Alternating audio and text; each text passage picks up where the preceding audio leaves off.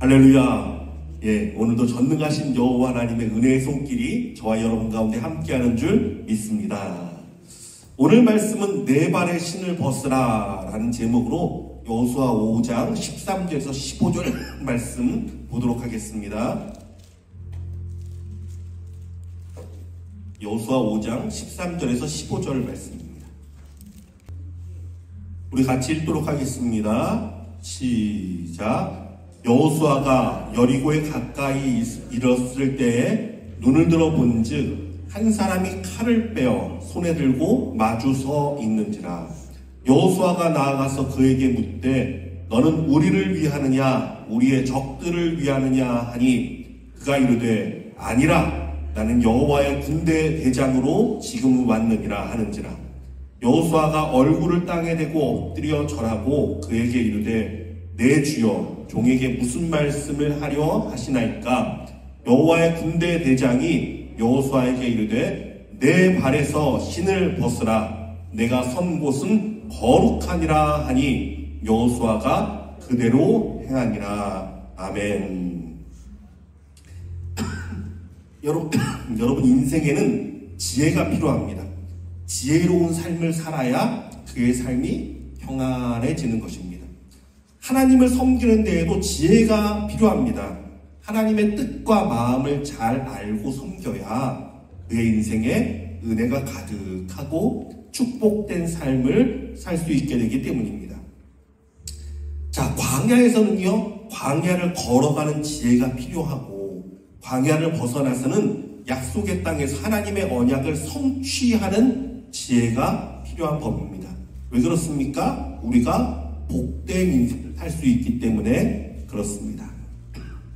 그래서 광야에서 우리가 기억해야 하는 것은 여러분 삶 가운데 우리의 삶 가운데 광야가 있잖아요. 눈물의 시간, 고통의 시간, 어려운 시간. 이 광야에서 우리가 기억해야 되는 것은 하나님께서는 우리 인생에 광야만 두지 않으셨다라는 거예요. 약속의 땅이 있습니다. 하나님의 언약이 있습니다. 응답의 때가 있습니다. 반드시 있습니다. 이거 기억해야 돼요. 고난의 때를 지나면 응답과 축복의 시간이 있는 것입니다. 겨울이 가면 봄이 오잖아요. 세상 이치가 그렇다는 거죠.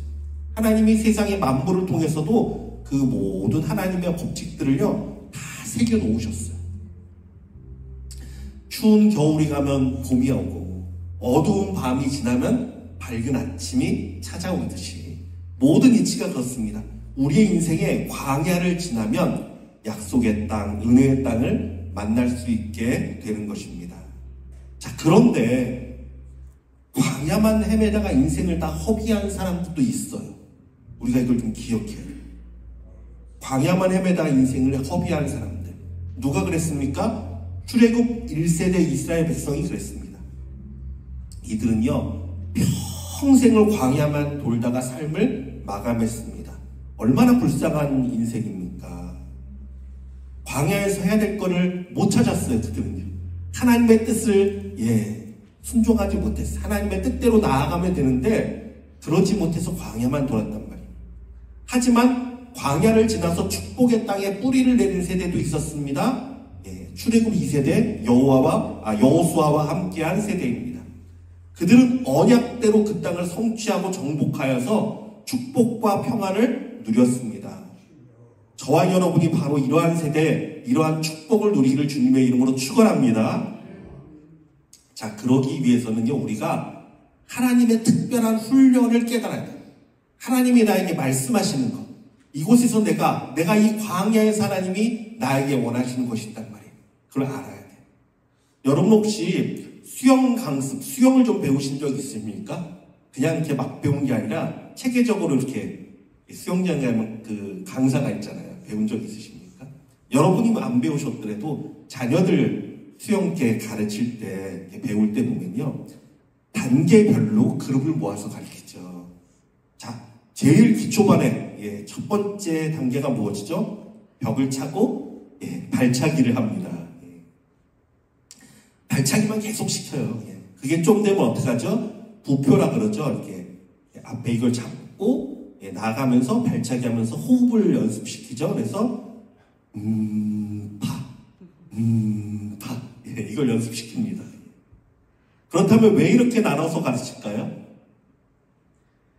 체계적으로 물에서의 습관을 조금씩 익혀서 수영을 잘하게 하기 위해서. 그렇죠? 최종 목적은 뭐예요? 수영을 잘할 수 있게. 막 배운 수영이 아니라 정말 폼 있고 잘 나가고 이걸 가르치기 위해서 하나씩 가르칩니다.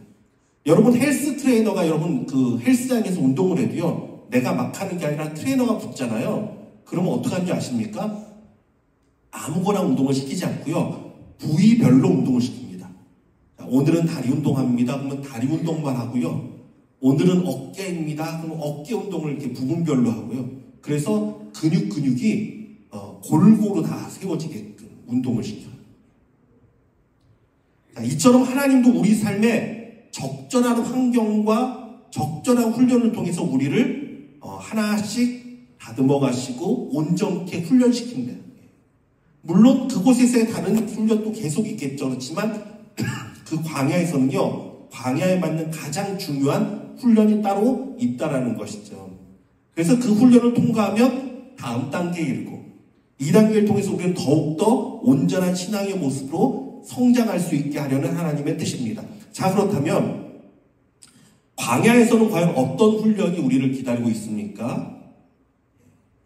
신명기 8장 15절에서 16절 말씀 같이 한번 읽어볼까요? 시작. 너를 인도하여 그 광대하고 위험한 광야 곧 불뱀과 전갈이 있고 물이 없는 간조한 땅을 지나게 하셨으며 또 너를 위하여 단단한 반석에서 물을 내셨으며 내 조상들도 알지 못하던 만나를 광야에서 내게 먹이셨나니 이는 다 너를 낮추시며 너를 시험하사 마침내 내게 복을 주려 하심이었느니라. 아멘.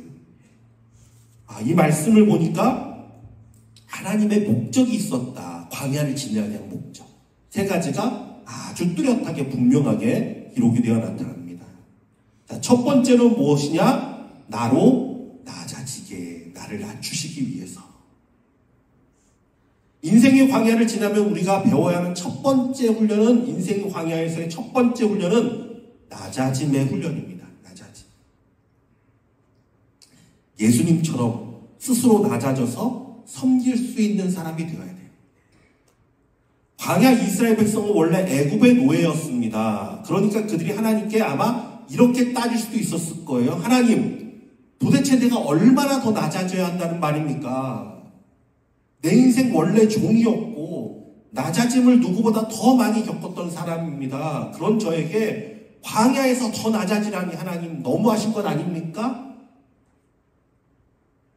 여러분, 우리 인생에도 광야를 걷다 보면 내가 낮아질 대로 낮아진 것을 깨닫게 됩니다. 그래서 하나님 앞에 불평을 놓을 때도 있어요. 하나님, 얼마나 저를 낮추시려고 합니까? 얼마나 제가 낮아져야 합니까? 그런데도 주님은 왜 낮아짐을 배우라고 내게 말씀하신 줄 아십니까? 여러분, 환경을 통해서 어쩔 수 없이 낮아지는 낮아짐은요, 진짜가 아니에요. 내 스스로 낮아지는 겸손을 배우게 하려 하십니다.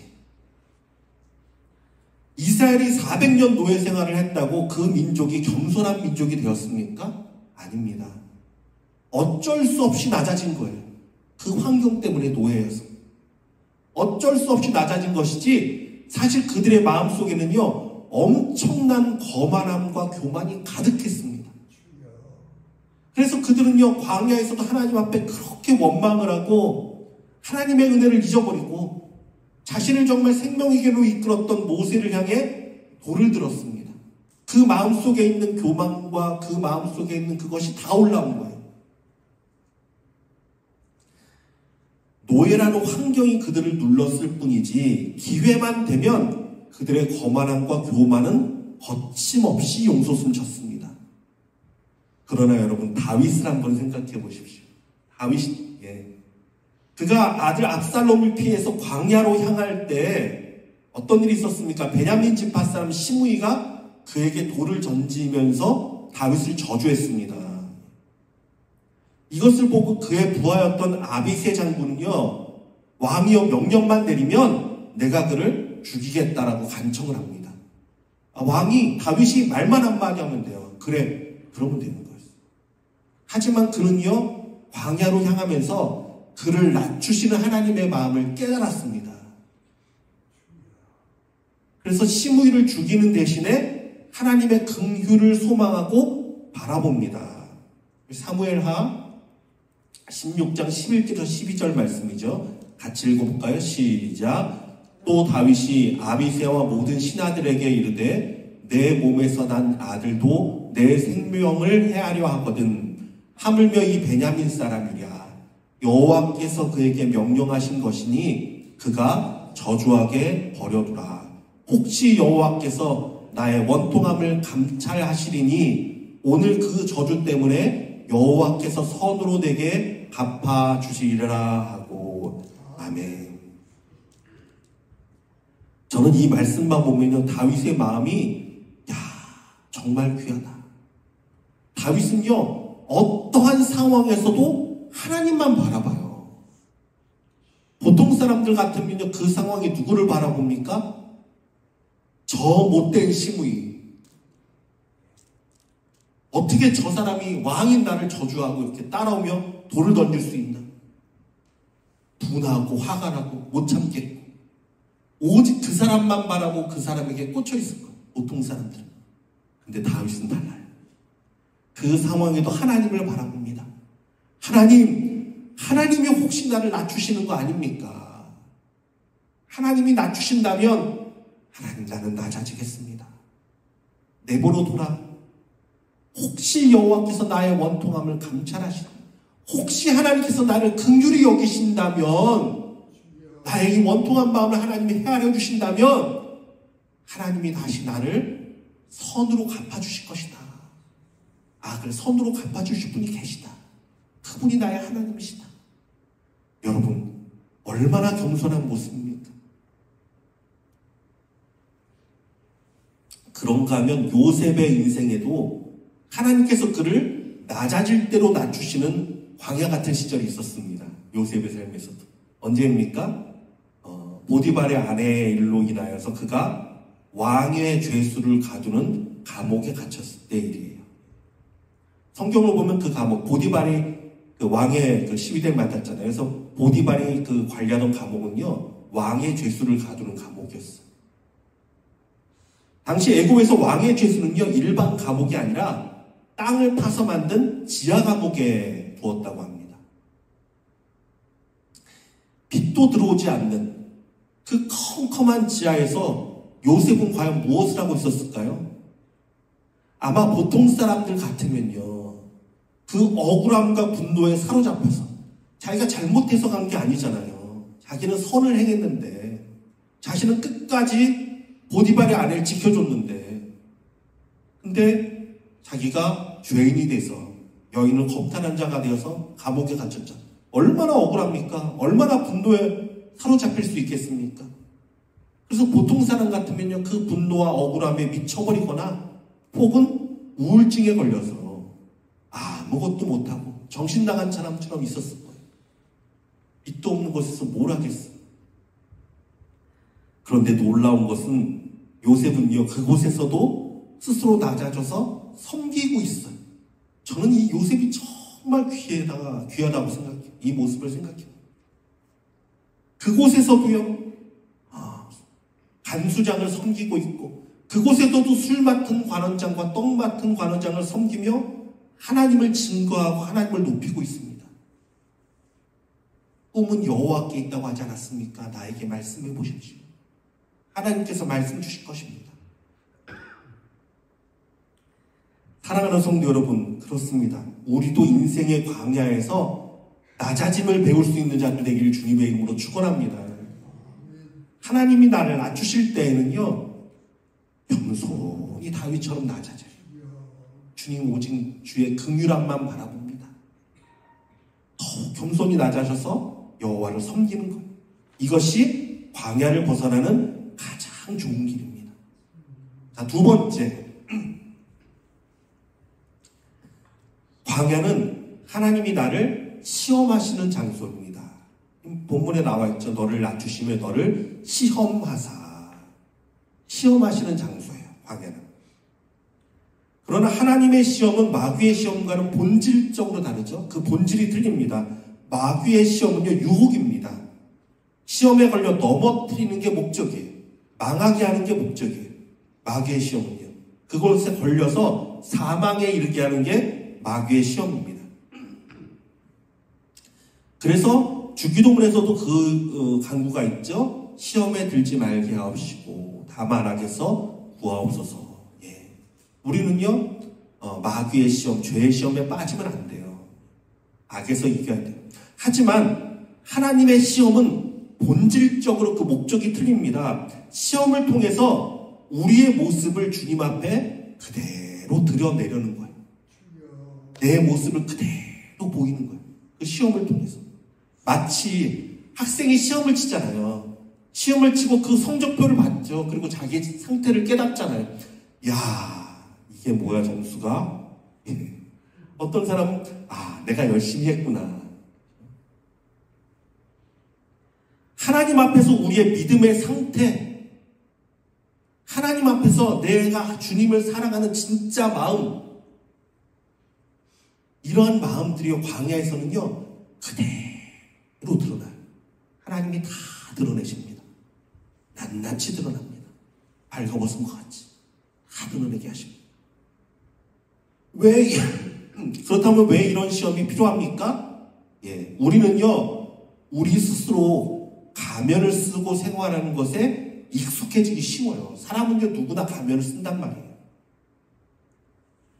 괜찮은 척, 착한 척, 겸손한 척, 신앙 있는 척, 지혜로운 척, 잘난 척, 척. 그런데 이렇게 척 하다 보면 정작 자기 자신도 속아버립니다. 나는 그래도 좀 합리적인 사람 같고, 나는 그래도 의인까지는 아니더라도 내 양심에 따라 사는 것 같고, 나는 그래도 하나님 앞에 큰 잘못은 안 하고 지내는 것 같고, 이런 착각들이 우리 가운데 계속 쌓이는 거예요. 그런데 광야에서는요 그런 것이 용납되지 않습니다. 하나님이 나를 드러내서 나의 못나고 부끄러운 그 모습을 그대로 보게 하십니다. 그래서 광야에서 나는요 하나님 앞에 벌거벗겨집니다. 생각만 해도 참 부끄러운 것, 참 못나고 지혜롭지 못했던 일들, 내가 이 정도밖에 안 되는구나, 내 모습이 이랬구나, 내가 하나님을 잘 섬긴다고 생각했는데 광야에서 시험을 만나고 어려움 만나니까 내가 정말 신앙의 모습을 그대로 드러낸 거예요. 하나님, 내가 정말 내 믿음이 어디 있습니까? 내가 왜 이 모양입니까? 하나님의 시험지에 내 성적이 그대로 나타납니다. 30점, 10점, 빵점. 이스라엘이 시험을 통해 광야에서 받은 성적표는 어땠습니까? 송아지 우상을 만들고요, 이방 여인의 꾀에 넘어가서 음행에 빠지고, 하나님을 원망하고 불평하고. 그러나 하나님께서 이러한 그들의 마음을 드러내신 것은 그들로 멸망케 하고 심판케 하려 하심이 아닙니다. 나의 밑바닥의 모습을 철저히 깨달아 이제는 불완전한 나를 의지해서 사는 것이 아니라, 내가 생각하는 거 붙들고 사는 것이 아니라 오직 하나님만 의지해서 살아가도록 하게 하십니다. 깨달아야 돼요. 결코 교만할 수 없습니다. 교만은 곧 패망의 선봉입니다. 지름길이에요. 망하는 지름길, 교만이에요. 절대 교만하면 안 돼요. 높아진 마음은요 쓸데가 없어요. 하나님이요 높아진 마음은요 던지십니다. 나는 잠시라도, 정말 잠시라도 주의 손을 놓으면 어떠한 악에도 쉽게 빠질 수밖에 없는 연약한 존재인 것을 깨닫는 거예요. 그렇구나. 내가 정말 의롭고 좀 뭔가 나는 바르다 생각했는데 아니구나. 내가 하나님을 붙들 손을 놓기만 하면 언제든지 나는 그 악 가운데 빠질 수 있는 연약한 존재구나. 이걸 깨닫게 돼요. 다윗이 우리아의 아내를 취할 때에도 그랬습니다. 성경을 보면 그때가 왕들이 출전할 때라고 밝히고 있어요. 사무엘상 11장 1절에서 2절 보면 이렇게 되어 있죠. 그 해가 돌아와 왕들이 출정할 때가 되매. 예, 왕들이 나와야 할 때입니다. 그런데 다윗은 뭐 하고 있습니까? 다윗은 예루살렘에 그대로 있더라. 저녁 때 다윗이 그의 침상에서 일어나 왕궁 옥상에서 거닐다가 그곳에서 보니 한 여인이 목욕을 하는데 심히 아름다워 보이는지라. 왕들이 나와야 할 때인데 다윗은 전쟁에 참가하지 않고 예루살렘에 그대로 남아서 옥상을 거닐다가 한 여인의 아름다움에 그냥 푹 빠지고 맙니다. 지금 그의 백성들은 전쟁에 피를 흘리고 죽어가고 있는데 다윗은 기도하고 있는 것도 아니라 나태해져서 육체의 정욕에 빠져가고 있어. 한순간입니다. 그 거룩한 왕도가 한순간에 무너져 내렸어요. 그리고 이후에 그가 나단 선지자 앞에서 죄가 드러나죠. 나단이 그의 죄를 그냥 밝히잖아요. 그러자 하나님께 간구한 기도 제목이 뭔지 아십니까? 나단을 만나고 나서 그가 회개하며 쓴 시가 시편 51편이에요. 시편 51편인데 그 51편 10절에서 11절은요. 그가 이렇게 간구하는 내용이 있습니다. 같이 읽겠습니다. 시작. 하나님이여 내 속에 정한 마음을 창조하시고 내 안에 정직한 영을 새롭게 하소서. 나를 주 안에서 쫓아내지 마시며 주의 성령을 내게서 거두지 마소서. 정직한 영을 새롭게 해달라. 주님 앞에 가면을 걷어버린 내가 우리아의 아내를 취하고서도 아무렇지도 않은 것처럼 살았던 그것을 감추기 위해 우리아를 전쟁에 죽음에 내몰게 했던 그 상황에도 아무렇지도 않은 것 같았던 나의 가면 하나님 앞에 거짓된 이것들 다 벗어버리기 원합니다. 하나님 잘못했습니다. 내 안에 정직한 마음, 정직한 영을 창조하여서 하나님 나로 정직하고 온전하게 해달라. 또 어떤 기도입니까? 주의 성령을 내게서 거두지 말라. 다윗이 깨달았어요. 주의 성령을 붙들지 않으면 한시라도 그의 성령을 붙들지 않으면 한순간에 완전히 무너질 수 있는 연약한 존재라는 것을 깨달았어요. 내 모습이 정말 뭔가 의롭고 뭔가 잘나고 내가 거룩해서 하나님을 섬기는 줄 알았더니 아니구나. 하나님의 은혜가 아니면 나도 한순간에 나락에 떨어질 수 있는 부족한 존재이구나. 하나님 주의 성령을 놓지 않기를 원합니다. 주의 성령을 내게 거두지 마소서.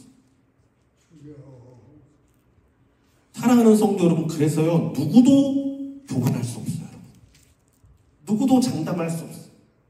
어떤 거룩한 목사도, 어떤 거룩한 선지자도, 어떤 거룩한 그 선교사님도, 어떤 거룩한 장로와 권사도 날마다 주님 의지하고 주의 손을 꼭 붙들지 않으면 한순간에 그의 마음에 교만이 들어가면요 어떤 사람도 한순간에 완전히 떨어질 수 있어요. 여러분 알아야 돼요. 여러분 알아요. 사람은 누구나 그래요. 그래서 어떻게 됩니까? 날마다 주님 붙들어야 돼요. 날마다 십자가 의지해야 돼요. 성령님 오늘도 주님 나를 붙들어 주세요. 하나님의 은혜가 아니면 날 살 수 없습니다. 겸손히 엎드려야 돼요. 다윗이 이것을 깨달았어요. 나를 주 앞에서 쫓아내지 마시며 주의 성령을 내게 거두지 마소서. 주의 성령이 아니면 나는 살 수 없는 자입니다.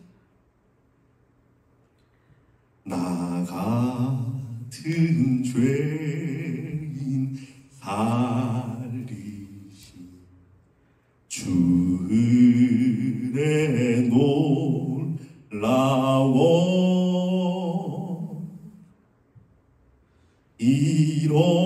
잃었던 생명 찾아오 광명을 얻었네.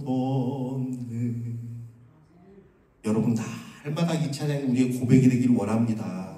하나님, 나 같은 죄인, 사실 보면 광야를 보니 깨달았습니다. 난 참 부족하고 넘어질 수밖에 없고 온전치 못한 나 같은 죄인, 주님의 은혜로 나를 살려주시고 나를 건져주시고 나를 온전케 하셨으니 이제는 십자가의 은혜만 붙들고 살겠습니다. 오직 주님만 붙들고 살겠습니다. 여러분, 저와 여러분이 이렇게 겸손한 자가 되시길 주님의 이름으로 축원합니다. 마지막 하나님께서 우리로 광야를 걷게 하신 최종 이유는 마침내 내게 복을 주려 하심이었느니라. 할렐루야. 야, 이렇게 좋은 하나님이 어디 있습니까? 광야를 걸으며 깨달아야 돼요. 하나님이 나를 광야로 걷게 하신 것은 마지막에는 나로 하여금 복을 주시기 위함이구나. 나로 복된 자가 되게 하려 하심이구나. 나로 낮아지고 온전히 내 모습을 깨달아서 하나님만 의지하고 살아서 정말 여호와의 복을 누리는 자가 되게 하시기 위해서 이 광야를 허락하시는구나. 여러분, 깨닫는 자들 되시길 주님의 이름으로 축원합니다. 이게 하나님의 뜻이에요. 마침내 우리가 죄인임을 깨달아 심판하려 하심이었더라. 만약 이랬으면 어떡할 뻔했습니까? 하나님의 목적은 심판이 아니라 구원입니다. 축복을 얻게 하려 하십니다. 자, 그런데 광야를 통과한 그들 앞에 이제 오늘 본문으로 넘어갑니다. 이제 여호수아에 들어가서 여호와의 군대 장관, 여호와의 사자가 나타났습니다. 그는 여호수아에게 내 발에 신을 벗으라 라고 명령합니다. 자, 그렇다면 여호수아에게 주어진 이 명령은 축복일까요? 아니면 시험일까요? 축복입니다. 축복이에요. 왜 축복입니까? 이것은요, 마치 광야를 건넌 이들에게 주어지는 졸업장과 같은 거, 졸업장. 고난의 때와 눈물의 시간을 잘 보냈으니 이제는 그 낡은 신발 벗어버리고 새 마음과 새 뜻으로 오직 하나님 말씀만 순종해서 새로운 인생을 살아가라라는 뜻이에요. 신을 벗는 게 어떤 의미라고 그랬죠? 고대에는 신을 벗는다는 게 종이 된다라는 의미가 있다 그래요. 이제는 내 의지로 내 뜻대로 사는 것이 아니라 하나님 말씀대로. 그래서 신을 벗고 나가는 건요, 오직 하나님의 말씀에 생명을 보고 그 말씀을 생명으로 붙들고 살아가라는 거예요. 40년 광야 생활을 했던 모세에게도 하나님은 같은 말씀을 주셨습니다. 내 발에 신을 벗으라. 떨기나무 사이에서 주님 말씀하셨죠. 이제 너의 옛 생각과 내 옛 죄악과 너의 모든 허물을 벗어버리고 오직 하나님만 의지해서 하나님의 말씀만 순종해서 새 삶을 살아가라라는 것입니다. 세상의 종, 죄악의 종, 두려움의 종의 신을 벗고 사람은요, 사실 누군가에게 영향받게 돼 있고요, 눌려있게 돼 있어요. 그것들 다 벗어버리고 이제는 오직 하나님의 말씀만 순종하는 하나님의 종으로 축복을 누리며 살라라는 말씀이에요. 모세는 이 말씀을 따라 신을 벗고 새 사람이 되었습니다. 하나님의 위대한 사람이 되었습니다. 여호수아도 마찬가지죠. 이 말씀을 따라 그 신을 벗고 하나님의 위대한 사람이 되어서 이스라엘을 가나안 땅에 온전히 정착시키는, 그 땅의 모든 원수들을 몰아내고 승리하고 하나님의 말씀대로 언약을 쟁취하는 놀라운 은혜를 누리게 됩니다. 그런가 하면 예수 그리스도도 40일의 광야 금식을 마치고 사단에게 시험을 받으실 때 이 말씀으로 사단을 물리치고 새 역사의 길을 걸어가셨습니다. 사람이 떡으로만 살 것이 아니요 하나님의 입으로 나오는 모든 말씀으로 살 것이니라. 아멘. 하나님의 말씀이 새 삶을 엽니다. 하나님의 말씀이 새 시대를 창조합니다. 하나님의 말씀으로 사는 삶, 이것을 선포하시고 예수 그리스도의 신적인 사역을 그때부터 시작하시죠. 정말 구원의 사역을 진짜 본격적으로, 그전에는 한 가정에서 아들로 섬기시다가 광야에서 시험 받으시고 그 다음부터 본격적으로 예수 그리스도의 사역을 향하고 나가십니다. 그래서 이스라엘 백성에게 광야를 건너온 이스라엘 백성에 하나님은요 아주 특별한 훈련을 이제 시키십니다. 광야에 낮아지는 훈련이 아니라 그들 가운데 특별한 훈련은 무엇이었나? 하나님의 말씀을 그대로 순종하게 따르는 그 훈련이었어요. 말씀대로 사는 훈련. 왜 그렇습니까? 이것이 축복이니까. 여호와의 말씀이 능력이니까. 여호와의 말씀이 축복이니까. 내 생각과는 다르고 알 수 없는 말씀이라도 생명을 내걸고 순종하는 훈련이었습니다. 자, 어떤 훈련이었습니까? 법궤를 메고 요단강을 건너랍니다. 이거는요 이스라엘 백성 가운데 맞지 않습니다. 왜? 모세가 홍해를 건널 때는요 물이 갈라지고 마른 땅 위로 걸었다고 성경은 기록되어 있습니다. 백성들이 여호수아에게 기대하는 건 무엇입니까? 모세처럼 당신도 지팡이로 물을 가르고 우리로 마른 땅을 건너가게 해야 된다는 게 그들의 생각이고 관습이었죠. 이건 이렇게 해야 됐었지. 근데 하나님이 명령하십니다. 법궤를 메고 맨 채로 물에 들어가는 거예요. 요단강에. 그대로 순종합니다. 법궤를 메고 요단강에 들어가니까 발목에 물이 잠길 때 그때 물이 쫙 갈라집니다. 또 어떤 훈련을 합니까? 요단강을 건너갔어요. 요단강을 건너면 어떤 땅입니까? 적군의 땅이에요. 이제는요 적군의 본거지에 들어왔습니다. 언제 그들이 이스라엘 백성을 쳐도 이상하지 않습니다. 아니 적군이 들어왔으니까 쳐야 마땅한 시점이에요. 근데 하나님이 무엇을 말씀하십니까? 할례를 행하랍니다. 아니 하나님 할례를 행하라고 하면 요단을 건너기 전에 말씀하셨어야죠. 그럼 우리가 말씀대로 할례를 다 행하고 요단을 건너서 왔지 않습니까? 근데 지금 이 상황에서 할례를 행합니까? 왜 그렇습니까? 할례를 행하고 나서 적군이 들어오면 꼼짝을 못해요. 세겜 땅에서 그랬잖아요. 야곱의 두 아들이 세겜 사람들에게 할례를 행하라고 하고서 거짓으로 맹세하고 약조 맺고서요. 그들이 할례를 행한 다음에 어떻게 했습니까? 단둘이서 칼을 들고요.